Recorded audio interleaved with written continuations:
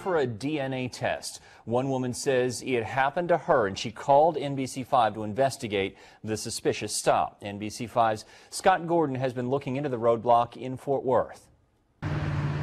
Kim Cope was on her lunch break Friday driving north on Beach when she came across two police cars with lights flashing. Yeah, they were about right in here. She says the uniformed officers directed her into this parking lot. I gestured to the guy in front that I just wanted to go straight, but he wouldn't let me and forced me into a parking spot. Once parked, she says she couldn't believe what she was asked next. They were asking for cheek swabs. They would pay you $10 cash for that.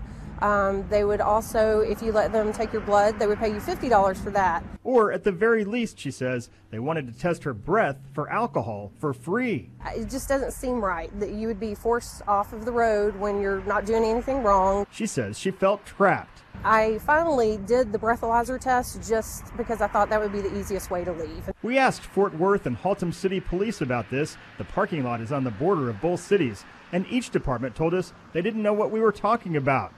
So who is doing such a survey and why? We tracked it down to the National Highway Traffic Safety Administration. The federal agency confirms they're doing this in 30 cities across the country, part of an $8 million survey over 3 years to find out exactly how many drivers are drunk or on drugs. The government insists it's 100% voluntary and anonymous. You can't just be pulled over randomly or for no reason. But civil rights attorney Frank Colosi questions whether such stops are constitutional. And then he says there's the fine print on the form given to drivers. It informs them their breath was tested when they first stopped by, quote, passive alcohol sensor readings before the consent process has been completed. They're essentially lying to you when they say, hey, this is completely voluntary, because they're testing you at that moment. I don't know, it just doesn't seem right. It just doesn't seem right that they should be able to do any of it. I mean, if it's voluntary, it's voluntary. And again, none of it felt voluntary at all.